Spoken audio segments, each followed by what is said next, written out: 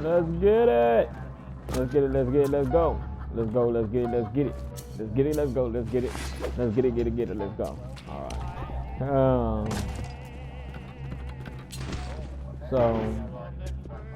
I'll do what I want. It's my ass. I earned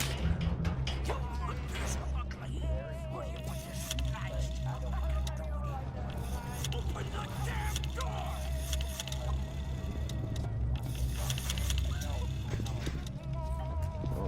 So I can call 911. Last time. Telling me to go to go. Nope, nope, nope, nope, nope, nope, nope, nope, nope, nope, nope, nope, where's the exit? Dan's downstairs. No, let's go this way. Fuck me. Okay, fine.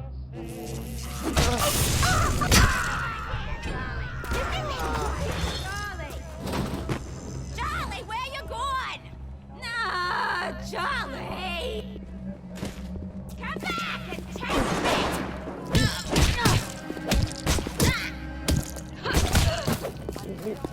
Me. One, I'm too much of a savage for you to kill me. Your bullet do not phase you.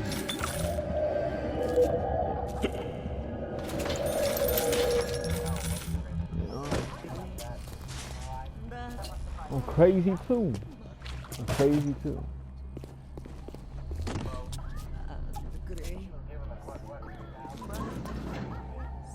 That didn't go? If you spot a splicer in the water, hit him with the electrobolt.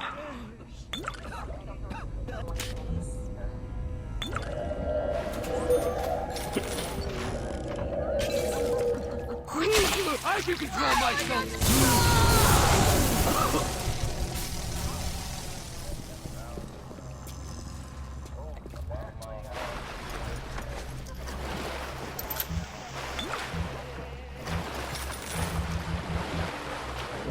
Y'all got? Yeah.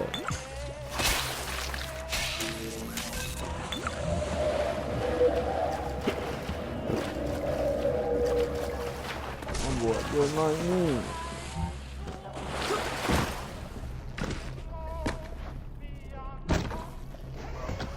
Teddy bear.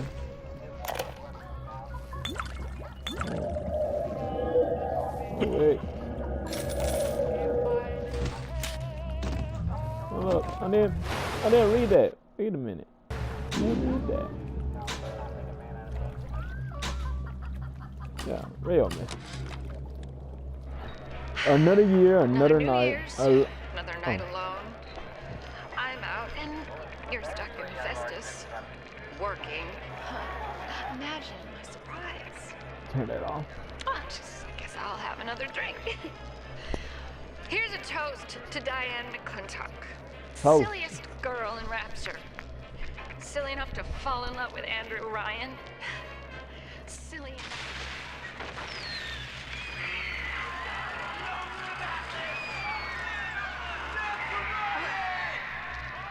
What happened? I'm bleeding. Oh God. What's happening?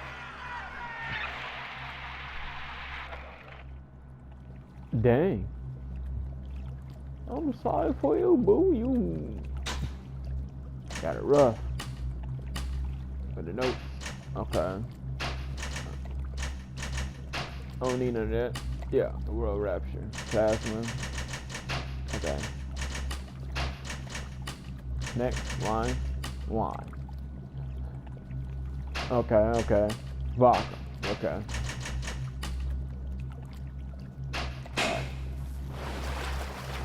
See, there was nothing good about that situation. Well,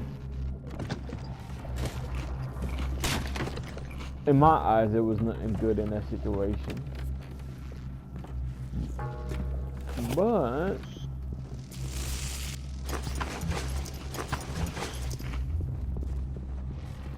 I gotta go back up down. Yeah, I gotta go back up.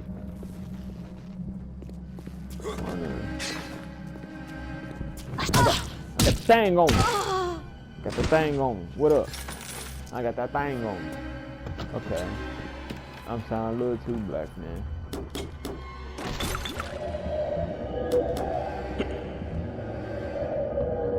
Oh, what you mean?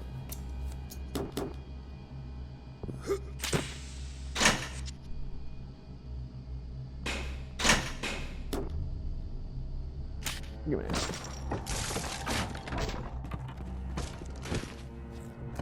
Alright. So, I'm not scared no more. I can go in the girl's bed. I just spliced up. Nobody's gonna want What the f? Come on, man. Alright. Okay. See, I'm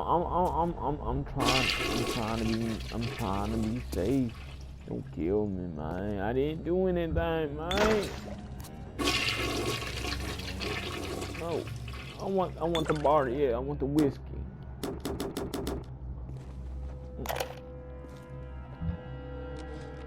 Hey, Brenda, you care to tell me why you've had a whole the size of Plymouth Rock coming out of you forever, going on 3 weeks now? Nah, I ain't saying I'm Shakespeare. I'm trying to run a respectable theater. I got working folk coming in from Port Neptune trying to catch a little diversion. And all I can think about is the stink coming out of your shitter. Get it fixed.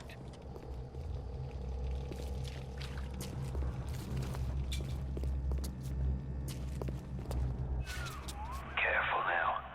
Would you kindly lower that weapon for a minute? What you mean, cunt? You think that's a child down there? Don't be fooled. She's a little sister now. Somebody went and turned a sweet baby girl into a monster.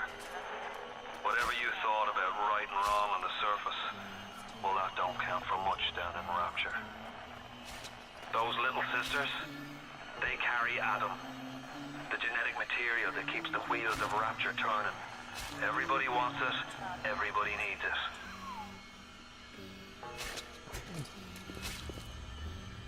Alright. So, my question is, you want me to go down there and get my... Well, fine. I'll do that.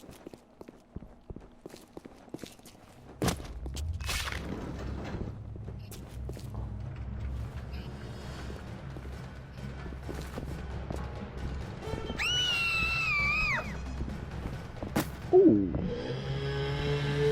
Go ahead and get this dude.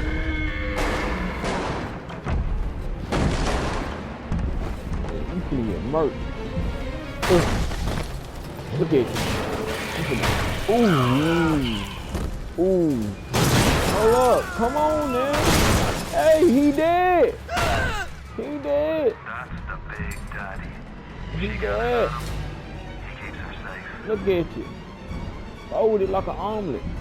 He dead.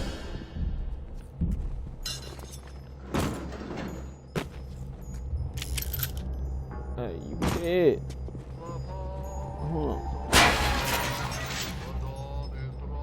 Save my game. I ain't saving shit.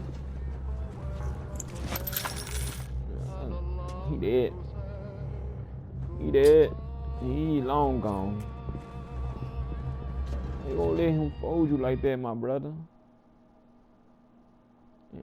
Hey, I'm Jeff Keighley here in Boston to go behind the scenes to hear some untold stories about the making of BioShock with Ken Levine and Sean Robertson.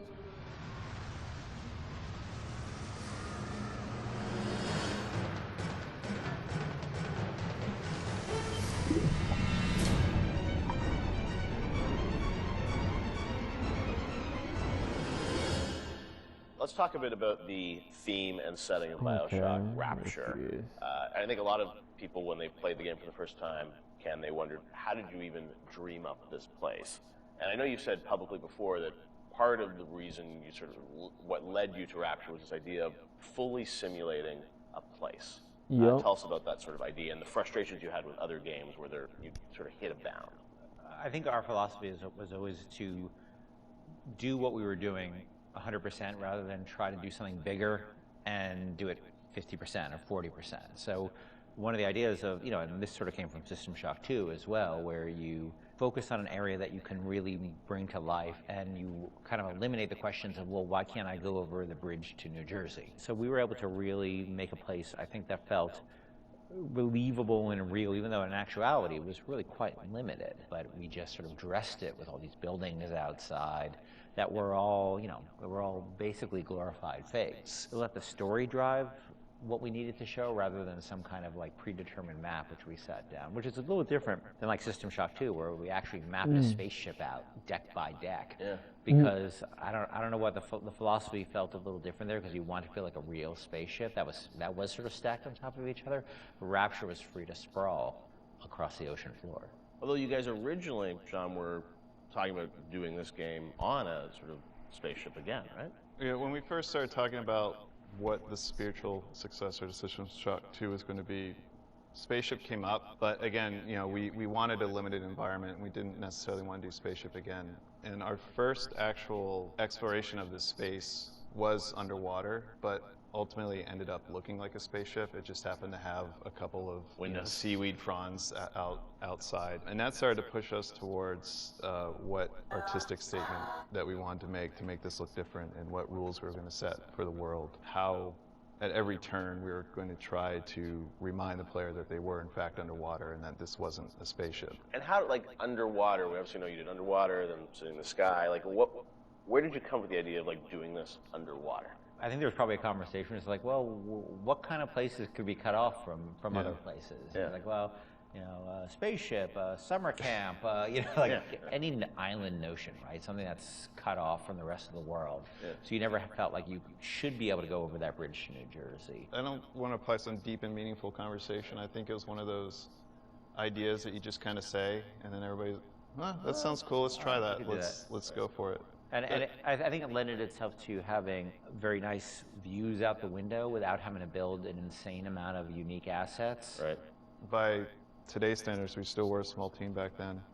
And there's an expectation that because you're underwater, the view distances are going to be short, so you can really kind of fade out into the fog at a short distance and not have the expectation that, why can't I see forever? So there's a lot of limitations in a good way that we put on ourselves by being underwater, as opposed to, like, if you're on a cruise ship, then you'd expect to see across the water, and we'd have to deal with that. Same thing with an island. Or in a city in the sky. Yeah, exactly. Which was a lot more complicated. Yeah. So you came up with the idea of, let's do this underwater, let's do this sort of isolated place. Then you had to answer the question of, why would someone build this? Is that sort of how it worked, sort of order of operations? You then had to come up with a story to explain?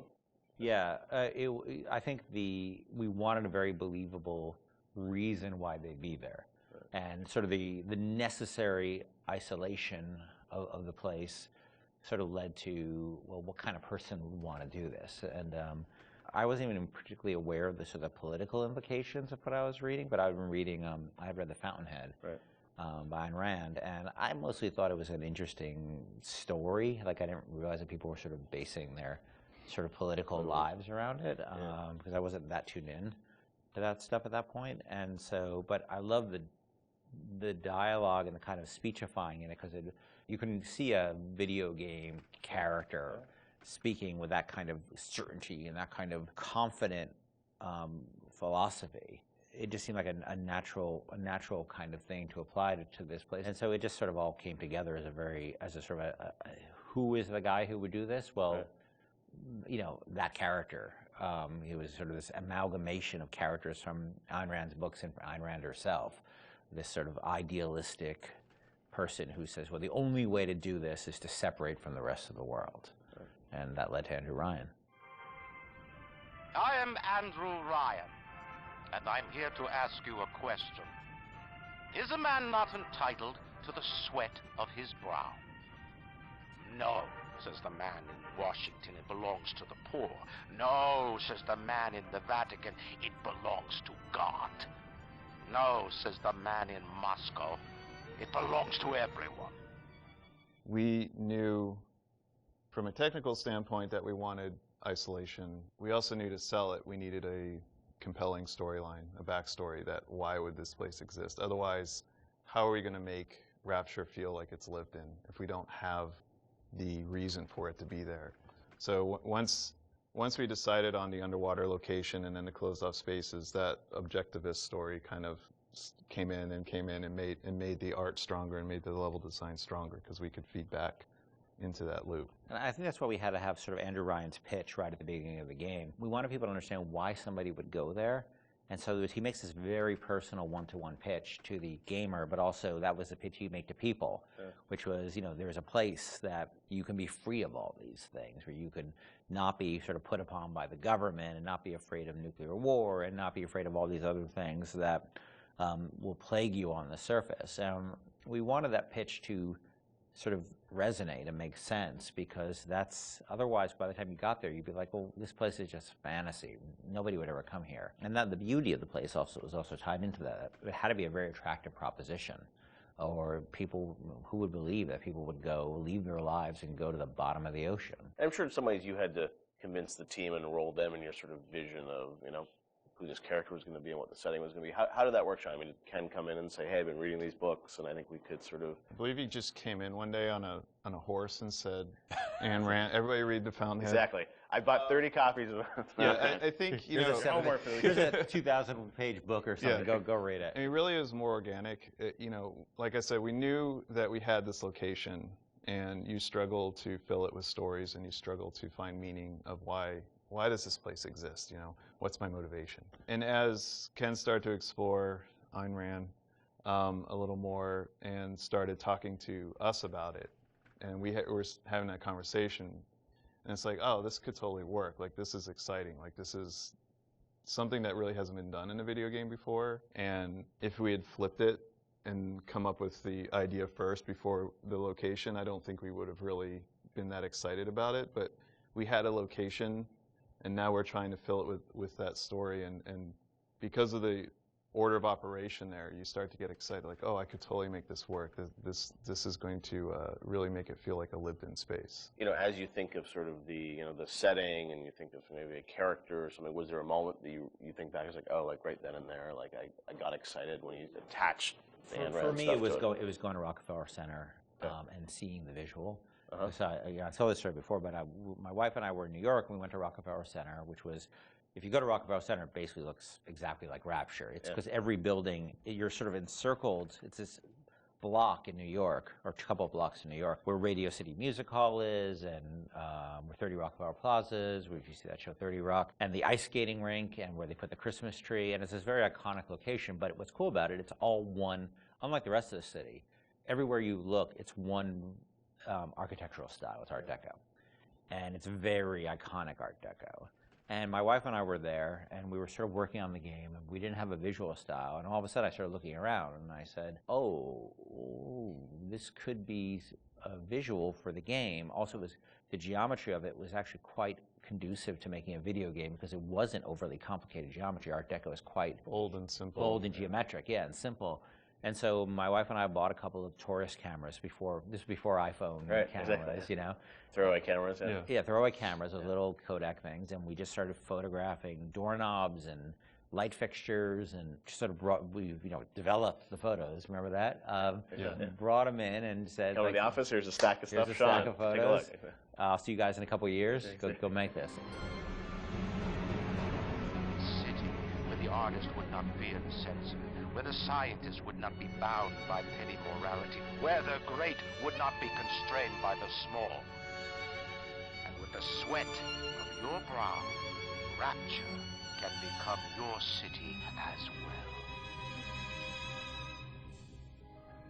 So you had kind of a theme, you came up with an art style, some of the iconic characters, and then, you really had to build the narrative around it. And you've talked about, a lot of the themes in the game, and, greed, jealousy, sex, violence, all the things that sort of, drive us or what destroy us. And that was something I think that, as you thought about the story of the game, you wanted to, I'm sure, reflect some of those, right? Because I think people love the characters, it's sort of flawed in a way, and this is a world which is its own little microcosm, but had a lot of tension inside of it. Yeah, I mean, the character of Ryan was sort of, he's basically invisible through most of the game, right? Except for a very small portion.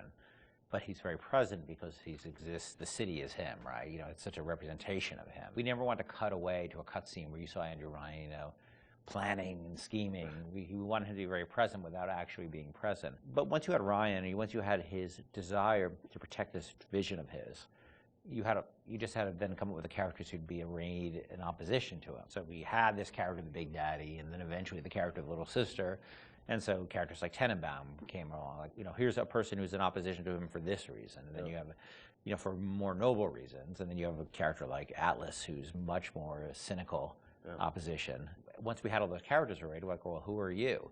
And, you ended up being a sort of, a pawn in the middle of all this opposition to Ryan. We just kept sort of homing in on that theme and making sure that you weren't, eventually figuring out that you couldn't just be here by an accident, that you're an integral part of this story, even though you don't know you're an integral part of this story. You think you're just there by happenstance.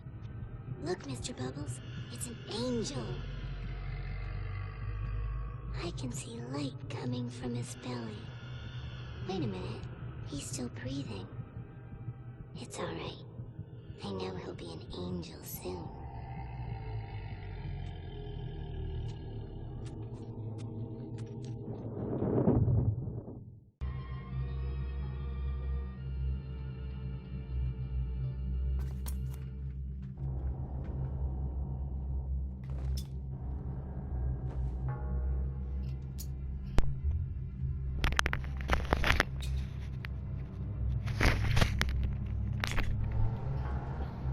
I am basically lost for words.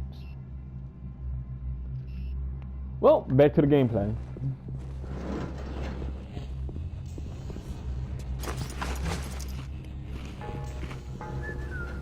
How dare you touch me!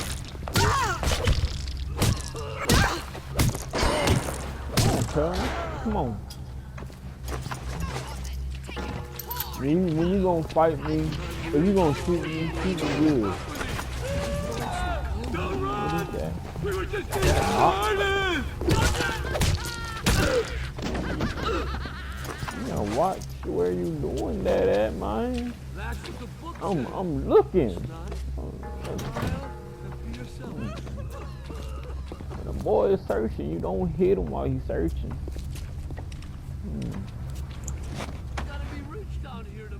Man, caked up. Caked up. I don't care none of that.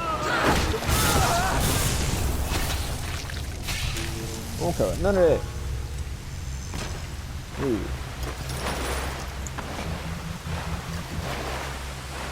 Nope.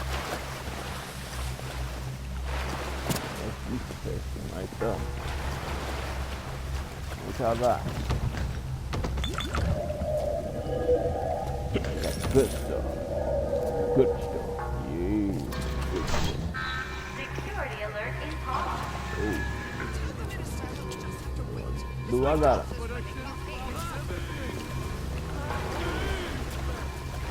You call that gratitude? Yeah!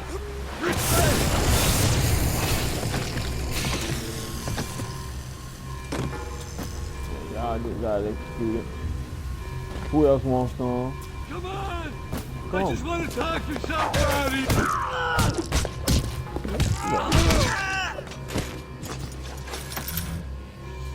I eat those. I eat those. I eat those. Come on. Who else wants something to smoke? Come on. Come on.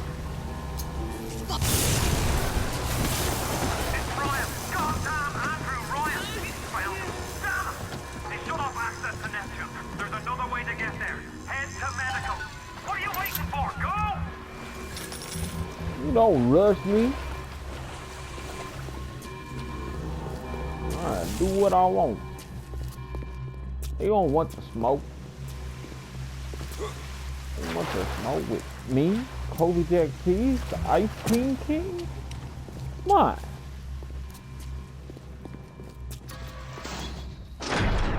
Oh, Christ! You're trapped! I'm gonna try to override the exit from here.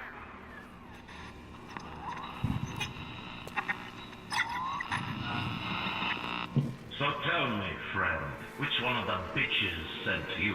The KGB wolf or the CIA jackal? Here's the news. Rapture isn't some sunken ship for you to plunder. And Andrew Ryan isn't a giddy socialite who can be slapped around by government muscle. And with that, farewell, or das Lodania, Jeffrey. You finna get all the smoke. You finna get all the smoke when I see you.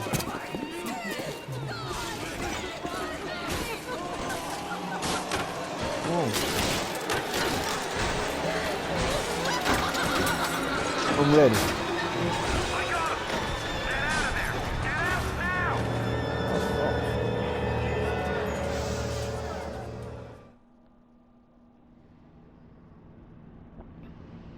Be honest with you, I was ready for all the smoke. I was ready for all the smoke. I was ready for all the smoke. Come on, man. They want a piece of me? They want a piece of me? Come on, man. You can't handle the man, the myth, the legend. Well, this is where I'm finna save it. Yep.